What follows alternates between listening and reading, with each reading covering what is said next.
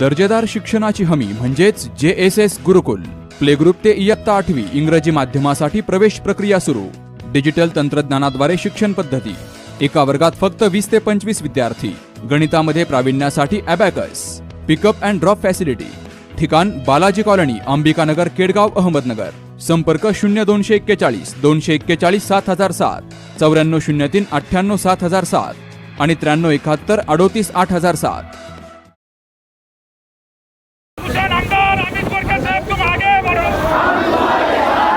महाराष्ट्राचं आराध्य दैवत छत्रपती शिवाजी महाराज, भारतरत्न डॉक्टर बाबासाहेब आंबेडकर, तुमच्या आणि आमच्या मनातला आवाज वस्ताद लहुजी साळवे, लोकशाहीर अण्णाभाऊ साठे आणि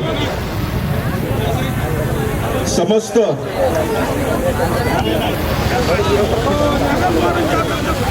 या महामानवांना अभिवादन करून या ठिकाणी उपस्थित असलेले विधिमंडळातले माझे सहकारी माननीय आमदार सुनीलजी कांबळे, त्याचबरोबर माननीय विष्णुभाऊ कसबे, माननीय बागवे साहेब, घोडे साहेब, सगळेच मान्यवर मंडळी, बरीच मंडळी या ठिकाणी आहेत. माझे मित्र माननीय नितीनजी दिनकर आहेत, आपले या भागातील सातत्यानं कायमस्वरूपीचे नगरसेवक असे म्हटलं तरी वावगं ठरणार नाही.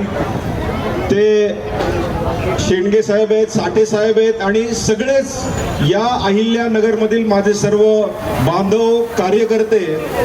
मगाशी मी आल्यानंतर या ठिकाणी थांबलो आणि आल्यानंतर काळोखे साहेब आणि भारत पवार यांचेही फोन आले. ते म्हटले की बाबा चला, नगरचे सुपुत्र आहेत अमित गोरखे यांचं या ठिकाणी आगमन झालंय.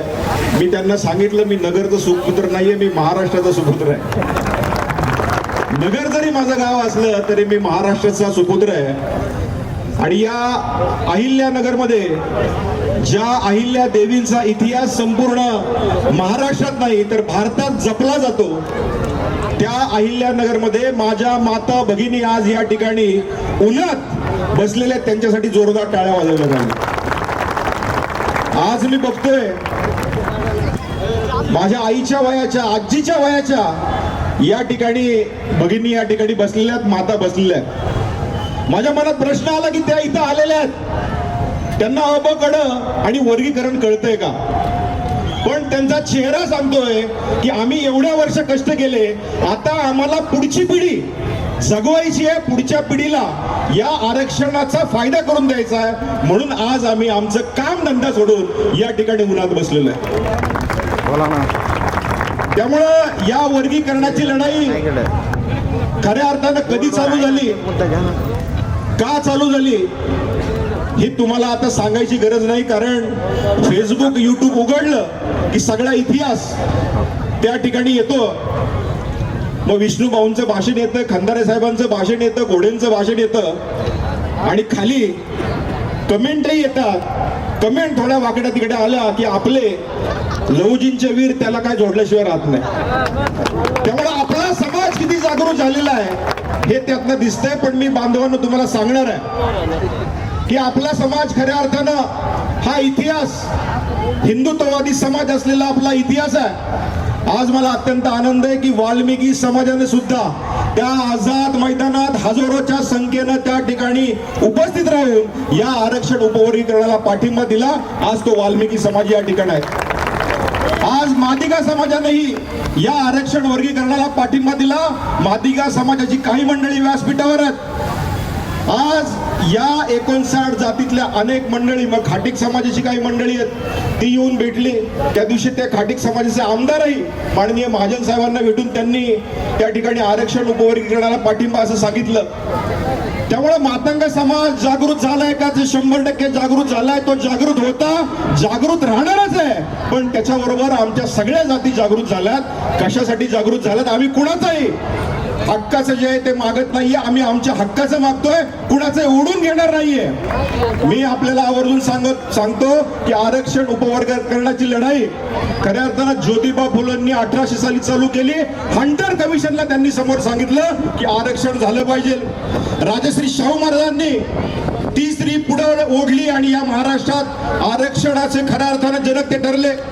डॉक्टर बाबासाहेब आंबेडकरांना त्यांच्या मनात असलेली समानता संपूर्ण भारतात घडत असताना सुप्रीम कोर्ट त्यांनी घडवलं आणि त्याच सुप्रीम कोर्टानं 1 ऑगस्ट 2024 ला जो आदेश दिला त्या आदेशाचं पालन करा एवढंच आम्ही सांगतोय. आणि हेच माननीय मुख्यमंत्री देवेंद्रजी फडणवीस आपल्या भाषणात तेच सांगत आहे की आम्ही सर्वोच्च न्यायालयाचा खऱ्या अर्थानं आदर ठरतो आणि त्या आदर जपूनच आम्ही सगळ्यांना एकत्र घेऊन आरक्षण उपवर्गीकरण सगळ्यांना बरोबर घेऊन करणार आहोत. आणि त्याच माननीय फडणवीस साहेबांना सारखं ट्रोल केलं जातं.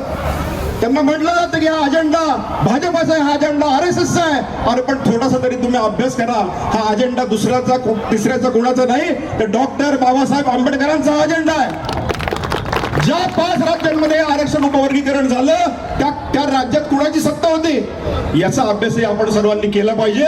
मला यात एवढंच सांगायचं की आज आपल्याला इथं पुढे आणखी या कलेक्टर ऑफिस पर्यंत जायचंय, त्यामुळे मी जास्त बोलणार नाही. पण मी आपल्याला आवर्जून सांगतो की या आरक्षण उपवर्गीकरणाची सुरुवात या महाराष्ट्रात झाली 2 वर्षापूर्वी. मला अत्यंत आनंद आहे तुमच्या सर्वांच्या आशीर्वादानं या 28 तारखेला माझे 2 वर्ष या विधिमंडळातली पूर्ण होत आहेत. आणि त्या 2 वर्षापूर्वी पहिल्यांदा त्या विधिमंडळात आरक्षण उपवर्गीकरणाचा विषय मी मांडला आणि 1-1.5 वर्ष कोणीही त्या विषयात हातच घातला नव्हता. कारण आरक्षण उपवर्गीकरण हे एवढ्या झपाट्याने पुढे जाईल असं वाटलं नव्हतं. पण तुम्ही लक्षात घ्या 2 वर्षात बागवे साहेब 2 वर्षामध्ये सरकार भारतीय जनता पार्टीचं आल्यानंतर RTची स्थापना झाली. RTच्या माध्यमातून 25,000 पेक्षा जास्त आपले विद्यार्थी MPSC UPSC ला बसले आणि आपली नाशिकची पहिली कन्या UPSC पास झाली. तिचा सत्कार आपण 1 ऑगस्टला करतोय. त्याचबरोबर महात्मा फुले महामंडळाला पण त्याही महामंडळाला याच सरकारनं जास्तीचा निधी दिला. लिडकॉम सारखी चर्मकार महामंडळ आहे त्यालाही याच सरकारनं खऱ्या अर्थानं चांगला निधी दिला. याच सरकारनं अनेक महामंडळांना जे 59 जातींसाठी काम करतायत त्या सगळ्यांना सामावून घेतलं आणि सगळ्यांना एकत्र करून खऱ्या अर्थानं पुढे जाण्याची भूमिका घेतली. तेच हे माननीय देवेंद्रजी फडणवीस यांचं सरकार सगळ्यांसाठी काम करतंय. आणि आमचा विश्वास आहे येणाऱ्या काळामध्ये हे आरक्षण उपवर्गीकरण सगळ्यांच्या संमतीनं चांगल्या पद्धतीनं जाहीर होल्याशिवाय राहणार नाही. त्यामुळे आज मी या निमित्तानं आपल्याला एवढंच सांगणार आहे की आजचा हा अहिल्यानगरचा मोर्चा खऱ्या अर्थानं पश्चिम महाराष्ट्र असेल, विदर्भ असेल, उद्या जळगाव जामोदला मोर्चा आहे, त्यानंतर अमरावतीला मोर्चा आहे. ज्या ज्या ठिकाणी आपले मोर्चे होत आहेत त्या ठिकाणी आपण त्याला पाठिंबा दिला पाहिजे. आणि कुठल्याही पद्धतीनं फेसबुकला सोशल मीडियाला आपण कुठल्याही प्रकारे वाईट कमेंट करू नका. कुणाला बोलायचंय बोलू द्या, कुणाला काही बोलू द्या, आपलं काही जाणार नाही. लक्षात घ्या आज आपल्या मागं लहुजींची ताकद आहे, अण्णाभाऊ साठेंचा आशीर्वाद आहे आणि डॉक्टर बाबासाहेब आंबेडकरांनी शिकवलेली समानता आहे. त्यामुळे या समानतेचा आधार घेऊन हे आरक्षण उपवर्गीकरण आपण मागतोय आणि ते आल्यानंतर याचा फायदा सगळ्यांना होणार आहे. आज सगळ्या जातींमध्ये सगळेच नेते, सगळेच कामगार मंडळे असतील, शिक्षण क्षेत्रातली मंडळे असतील, सगळ्यांपर्यंत आरक्षण पोहोचलेलं नाहीये. माझ्याकडे सुनील भाऊ मागच्या आठवड्यामध्ये काही मादिगा मंडळी आली. त्यांनी मला सांगितलंय आमचा समाज महाराष्ट्रात लाखोच्या संख्येने आहे पण आमचा एकही माणूस सरकारी नोकरीत नाही. आमचा एकही माणूस म्हणले या ठिकाणी पोलीस मध्ये नाही, आम्हाला RTत नाही, ऍडमिशनही मिळत नाही. आम्ही काय करायचंय म्हणजे आम्ही 1% मध्ये पण नाही. वाल्मिकी समाजाची तीच अवस्था आहे. काल माननीय फडणवीस सरकारनं वाल्मिकी समाजासाठी एक खूप चांगला निर्णय घेतला. जेवढे वाल्मिकी समाजाची लोक आहेत जे आरोग्य खात्यात काम करतात त्यांना 350 स्क्वेअर फूटचं घर त्यांनी मोफत देण्याचा निर्णय केला. हा निर्णय घेणारा आमचा नेता या ठिकाणी आहे. त्यामुळे आम्हाला घाबरायची गरज नाही. त्यामुळे मी तुम्हाला एवढंच सांगेल की आज आपण या ठिकाणी अहिल्यानगर मधनं जो मोर्चा नेणार आहोत ती मोर्चाची सुरुवात या भाषणानंतर होणार आहे आणि हा मोर्चा इथनं या कलेक्टर ऑफिस पर्यंत जाणार आहे. त्यामुळे उद्याच्या भवितव्यासाठी आपल्या सगळ्यांना कलेक्टर ऑफिस पर्यंत यायचंय. 4-4ची लाईन करून तिथपर्यंत तुम्ही चला. मी तुम्हाला एवढंच आश्वस्त करतो हे व्यासपीठ हे कुठल्या एका पक्षाचं व्यासपीठ नाहीये, हे समानतेचं व्यासपीठ आहे आणि हे उद्याच्या आरक्षणाच्या उपवर्गीकरणाचं व्यासपीठ आहे. त्यामुळे येणाऱ्या काळात आरक्षण उपवर्गीकरणाची लढाई ही अशीच आपल्याला तेवढ ठेवायची आहे जी जी वेळ येईल त्या वेळेस प्रत्येकानं आपल्याला सगळ्यांच्या मागे उभं राहायचंय एवढंच बोलतो आणि मी थांबतो. जय हिंद, जय महाराष्ट्र, जय लहोजी. दर्जेदार शिक्षणाची हमी म्हणजेच JSS गुरुकुल. प्ले ग्रुप ते इयत्ता 8वी इंग्रजी माध्यमासाठी प्रवेश प्रक्रिया सुरू. डिजिटल तंत्रज्ञानाद्वारे शिक्षण पद्धती. एका वर्गात फक्त 20 ते 25 विद्यार्थी. गणितामध्ये प्रावीण्यासाठी abacus. Pickup and drop facility. ठिकाण बालाजी कॉलनी, अंबिकानगर, केडगाव, अहमदनगर.